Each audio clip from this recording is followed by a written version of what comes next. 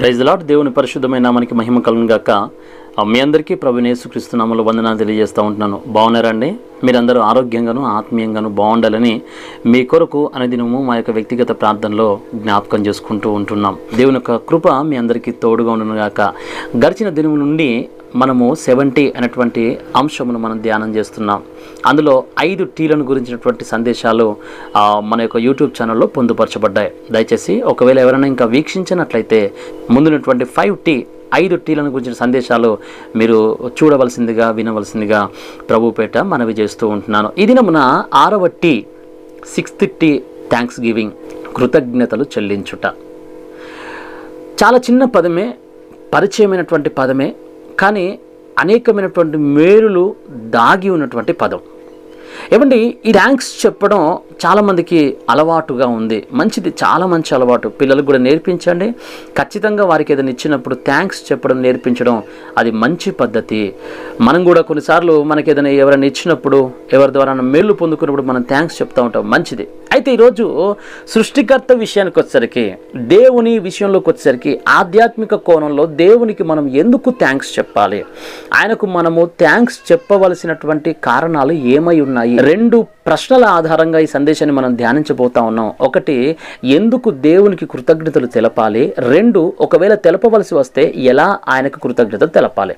ఈ 2 ప్రశ్నల ఆధారంగా దేవుని యొక్క వాక్యం నుంచి ఈ దినమున మనము ధ్యానం చేయబోతున్నాం. జాగ్రత్తగా మీరు వినవలసిందిగా మరొకసారి ప్రభు పేట మీకు మనవి చేస్తూ ఉంటున్నాను. రండి ప్రభు వాక్యం చూద్దాం. 116వ కీర్తన 8వ చరణం. మరణము నుండి నా ప్రాణమును, కన్నీళ్లు విడవకుండా నా కన్నులను, జారిపడకుండా నా పాదములను నీవు తప్పించి ఉన్నావు. నెంబర్ 1, ఎందుకు మనం ప్రభుకి స్తుతులు చెల్లించాలంటే, 1, బ్రతికించినందుకు. నిన్ను నన్ను మరణము చూడకుండా ప్రభు కాపాడుతున్నాడు. నిన్ను నన్ను జారిపడకుండా ఆయన నన్ను రక్షిస్తున్నాడు. అందుకని మనము ప్రభువును ఘనపరచబద్ధులమై ఉన్నాము. ప్రియులరా, కొంతమంది అనుకుంటారు దేవుడు మమ్మల్ని పట్టించుకోవట్లేదండి, ఆయన మమ్మల్ని మర్చిపోయాడు, ఆయన మమ్మల్ని విడిచిపెట్టాడు, ఆయన మమ్మల్ని పక్కన పడేశాడు. నేను ఒక మాట గుర్తు చేస్తున్నటువంటి వారికి, ప్రభువు నీ పట్ల తన యొక్క కృపను చూపుతున్నాడు బ్రదర్. నీ పట్ల ఆయన తన కనుదృష్టిని ఉంచాడు బ్రదర్. ఆయన నిన్ను పట్టించుకుంటున్నాడు బ్రదర్. ఎలా చెప్పగలనంటే, ఆయన దీవెనలోకెల్లా, ఆశీర్వాదాల్లోకెల్లా నిజమైన శ్రేష్టమైన దీవెన ఏదైనా ఉందంటే అది ఈ క్షణం వరకు నీవు నేను బ్రతుకునడమే. మనం బ్రతుకున్నాం కదా, అంతకు మించిన దీవెన ఏముందంటారు? నువ్వు ఆస్తులు సంపాదించుకోవాలన్నా, మెడల మిద్దలు కట్టాలన్నా, మనలు మాణిక్యాలు సమకూర్చుకోవాలనుకున్నా కూడా బ్రతికుండాలి కదా. కంఠంలో ఊపిరి లేకుండా ఏం చేయగలుగుతావు? అనుకోమాకు నేను నా బలమును బట్టి ఉన్నాను బ్రతికి, అనుకోమాకు నేను తీసుకుండే ఫుడ్ డైట్ని బట్టి నేను సజీవునిగా ఉన్నాను, అనుకోమాకు నేను త్రాగేటువంటి జ్యూసుల వల్ల నేను ఆరోగ్యంగా ఉన్నాను. లేదు లేదు లేదు లేదు, అది కాదు. ఆయన కృప లేనిదే నీటి బుడగ లాంటి యొక్క ఆవిరి లాంటి బ్రతుకులు బ్రతకవు. నరుని ఆత్మ యెహోవా పెట్టిన దీపం అని బైబిల్ బోధిస్తూ ఉంది. ఆ దీపము ఆరిపోకుండా ఆయన కాపాడుతున్నాడు. కాబట్టి నేను వెలుగుతున్నాం, నడుస్తున్నాం, మన పనులు మనం చూసుకుంటున్నాం. కావున నీవు నీ వల్ల బ్రతకట్లేదు, ఆయన వల్ల బ్రతుకుతున్నావు అని గుర్తించి, రాత్రి పడుకున్న వారు అనేక మంది తమ యొక్క యాత్రను ముగించుకుని అనంతకాలాల వైపు వెళ్ళిపోతూ ఉన్నారు. కానీ నన్ను బ్రతికిస్తున్నావు తండ్రి అని కృతజ్ఞతాస్తుతులు దిన ఉదయంలోనే మనము చెల్లించాలి. ఖచ్చితంగా ప్రభువుకి స్తుతులు చెల్లించాలి. 1, ఆయన మనల్ని బ్రతికిస్తున్నందుకు. ఏమంటే, కరోనా సమయంలో చూడండి ఎంతమంది తమ యొక్క ప్రాణాలను కోల్పోయారు. మనం మన యొక్క ఆప్తుల్ని కోల్పోయాము, స్నేహితుల్ని కోల్పోయాము, గొప్ప గొప్ప సేవకుల్ని కోల్పోయాము. ఏమండి, ఎంతో కన్నీరు మున్నీరైనటువంటి పరిస్థితులు. కొన్ని లక్షల మంది తమ ప్రాణాలని కోల్పోయారు ఈ మహమ్మారి బారిన పడి. 4 గోడల మధ్యలో కొన్ని దినములు, కొన్ని నెలలు బిక్కుబిక్కుమంటూ గుప్పిట్లో ప్రాణాలు బిగబట్టుకొని బ్రతకవలసినటువంటి పరిస్థితులు, మరణం నుంచి తప్పించుకోవడానికి. కానీ ఈరోజు నీవు సజీవంగా ఉన్నావుగా. అటువంటి భయంకరమైన దినముల్లో కూడా ప్రభు నిన్ను కాపాడాడు కదా. ఆయన కృప వలన మనం బ్రతికించబడుతున్నామని గుర్తిరిగి ప్రభువుకి మనం స్తుతులు చెల్లించాలి. 2వ పాయింట్ కనుక మనం చూసినట్లయితే 40వ కీర్తన 2వ చరణం. నాశనకరమైన గుంటలో నుండి, జిగటగల దొంగ ఊబిలో నుండి ఆయనను పైకెత్తెను. నా పాదములు బండ మీద నిలిపి నా అడుగులు స్థిరపరిచెను. తనకు స్తోత్ర రూపమగు క్రొత్త గీతమును మన దేవుడు నా నోట ఉంచెను.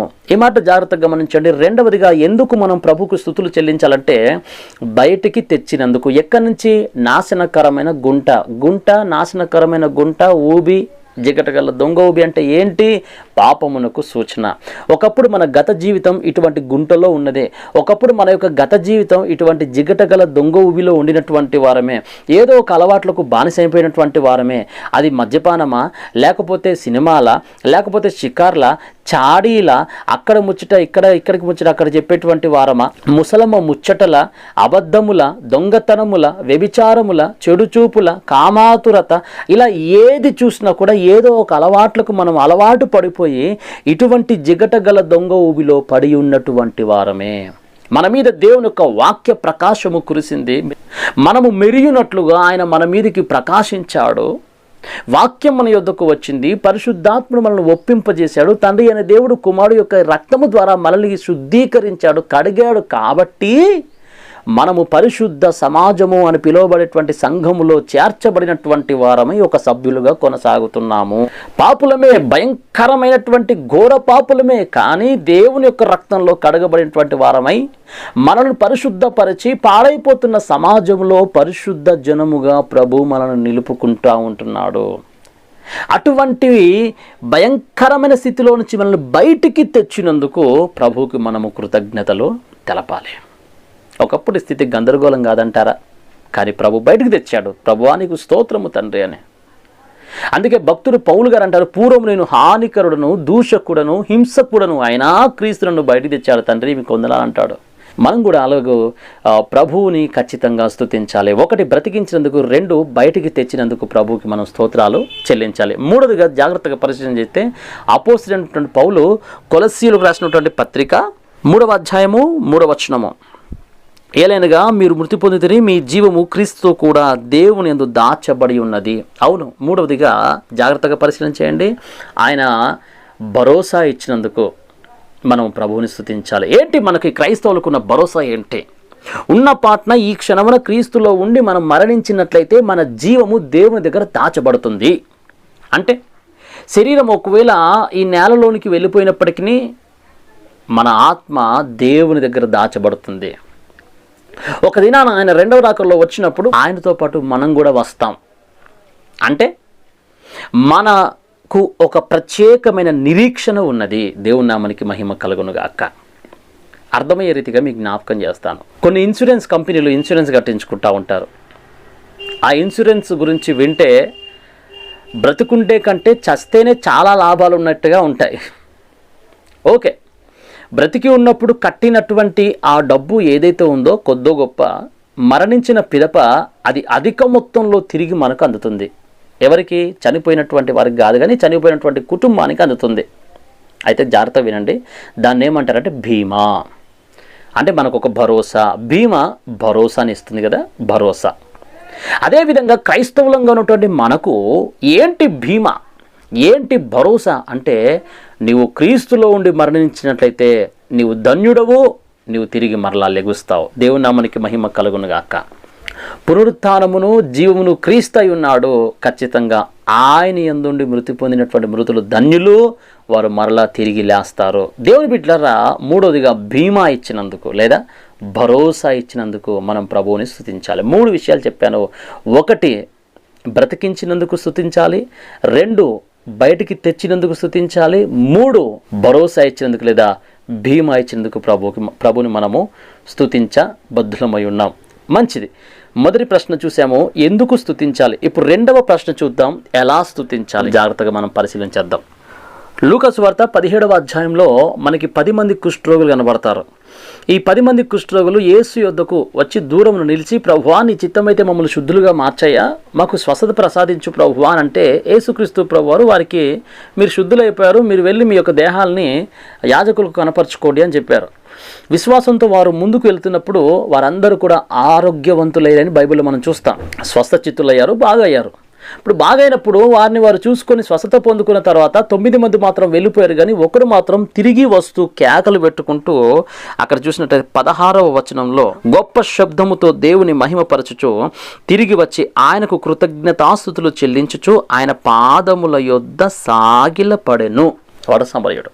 సమరయుడైనటువంటి ఆ ఒక్కడు తిరిగి వచ్చి యేసు యొద్దకు వచ్చి ఆయన పాదాల మీద సాగిలపడి కృతజ్ఞతాస్తుతులు చెల్లించాడు. ఏమండి, నీవు ఎలా స్తుతించాలో తెలుసా? సాగిలపడాలి. సాగిలపడ్డము ఇశ్రాయేలుకు చాలా అలవాటండి. ఈ రోజుల్లో మనం సాగిలపడట్లేదు. చేస్తాం, మనం ప్రార్థన మోకరించి చేస్తాము, కూర్చొని చేస్తాము, నిలబడి చేస్తాము, మంచిదే, 2 చేతులు పైకెత్తి చేస్తాము. వేటికి నీకు ఒకవేళ సంతృప్తి కలగట్లేదా? ఎలా చేసినా నీకు ప్రార్థనకి జవాబు పొందుకున్నటువంటి ఆనందం, అనుభూతి నీకు కలగట్లేదా? నేను ఒక మాట జ్ఞాపకం చేస్తున్నాను. సాగిలపడి ప్రభుని ప్రార్థన చేయి. ప్రభు నీకు నెమ్మదినిస్తాడు, గొప్ప సమాధానాన్ని ఇస్తాడు. సాగిలపడ్డం అంటే అర్థం ఆయన మీద పూర్తిగా ఆనుకోవడం, ఆధారపడ్డం. ఇక నీవు తప్పితే నాకు మరొకటి లేదు ప్రభువా, మరొక ఆధారం లేదు. యెహోషాపాతు భక్తుడు ప్రార్థన చేస్తాడు, నీవే నాకు దిక్కు, మాకు మరొక దిక్కు లేదు. అది ఆధారపడ్డం అంటే. భక్తుడైనటువంటి యాయీరు కూడా యేసు పాదాల మీద పడి వేడుకుంటాడు, నా కుమార్తెను బాగు చేయవా అని. నా ప్రియమైన వాళ్ళరా, హృదయము నలుగుతుందా? హృదయము పగులుతుందా? వేదనతో చితికిపోతా ఉన్నావా? ఎవరికి చెప్పుకోలేక సతమతమైపోతా ఉన్నావా? యేసు పాదాల మీద పడు, ఆయన తప్పక నీకు మనశ్శాంతిని ఇస్తాడు. దేవుని నామానికి మహిమ కలుగునుగా. కాబట్టి మొదటిది మనం ఎలా స్తుతించాలంటే సాగిలపడాలి, పూర్తిగా ఆయన మీద ఆధారపడాలి. అలా ఆధారపడి ప్రభువుని మనం ఖచ్చితంగా ఘనపరచాలని నేను మీకు జ్ఞాపకం చేస్తూ ఉంటున్నాను. రెండోదిగా మనం గమనించినట్లయితే మార్కు సువార్త 10వ అధ్యాయంలో గుడ్డివాడైనటువంటి భిక్షకుడు బర్తిమయ్య గారు మనకు కనబడతారు. యేసు ఆ త్రోవలో వెళ్తున్నాడు అన్నటువంటి విషయాన్ని ఎరిగినటువంటి వాడే గట్టిగా బిగ్గరగా కేకలు పెట్టని మనం చూస్తాం. అనేకుల చేత గద్దించబడ్డాడు, అయినప్పటికీ కేకలు మానలేదు. మరి ఎక్కువగా ఆర్తనాదాలు వినిపించి దాటిపోతున్నటువంటి యేసును నిలిపాడు. యేసుక్రీస్తు ప్రభువు అడుగుతారు, నేను నీకు ఏం చేయాలయ్యా అంటే, అయ్యా నాకు చూపు ప్రసాదించు అంటే స్వస్థపరిచినట్లుగా మనం గమనిస్తాం. జాగ్రత్తగా గమనించండి, అక్కడ ఒక అద్భుతమైనటువంటి మాట రాయబడి ఉంటుంది. మార్కు సువార్త 10వ అధ్యాయము 52వ వచనం.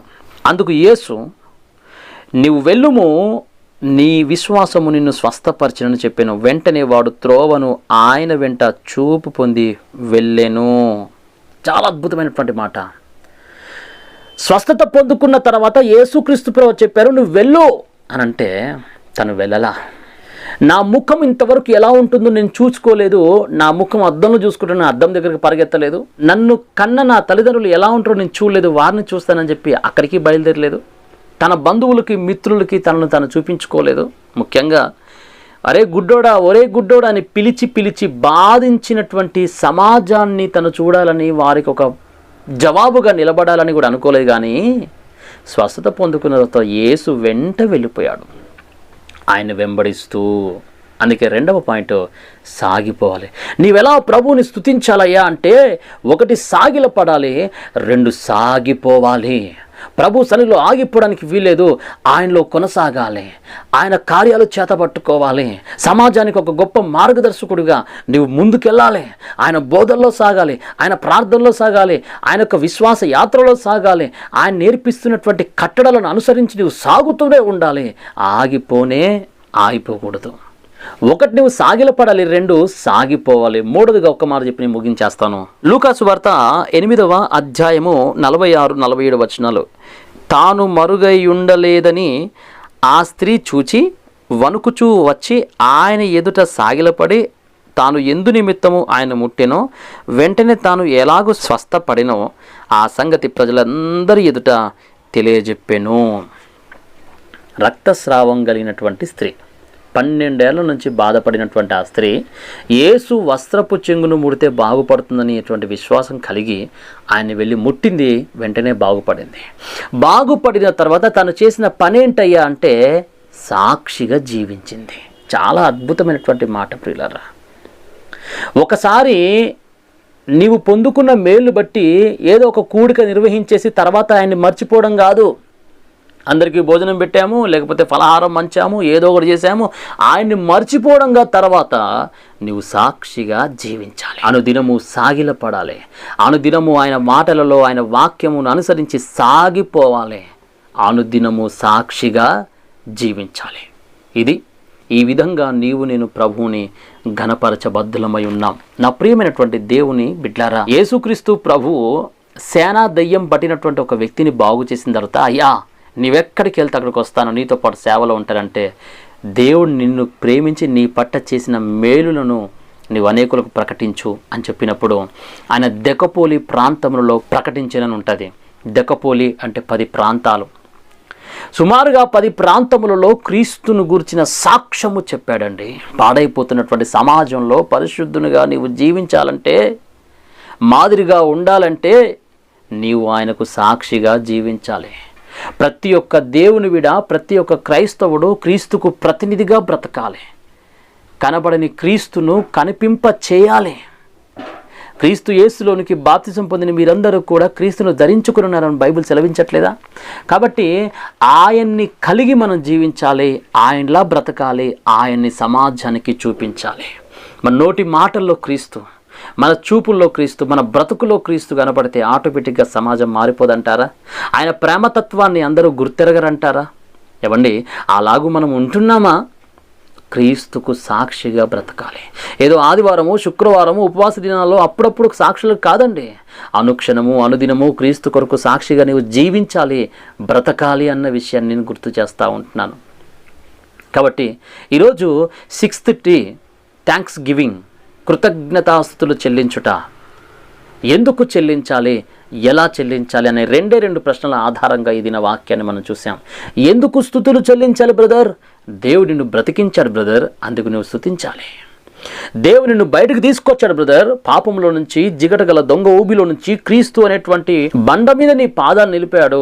చీకటిలో నుంచి బయటికి తీసుకొచ్చాడు, అంధకారములో నుంచి బయటికి తీసుకొచ్చాడు. నువ్వు ప్రభువును స్తుతించాలి బ్రదర్. 3వదిగా నీకు ఒక మంచి బీమా, ఒక భరోసా ఇచ్చాడు. మీ జీవము దేవుని యొద్ద దాచబడి ఉంది. ఒకరోజు మరలాయన వచ్చినప్పుడు మీరు బ్రతుకుతారు. మీకు ఒక గొప్ప నిరీక్షణ ఉంది. కాబట్టి నువ్వు ప్రభువుని ఖచ్చితంగా స్తుతించాలి. మరి ఎలా స్తుతించాలి? సాగిలపడాలి. ఎలా స్తుతించాలి? సాగిపోవాలి. ఎలా స్తుతించాలి? సాక్షిగా జీవించాలి.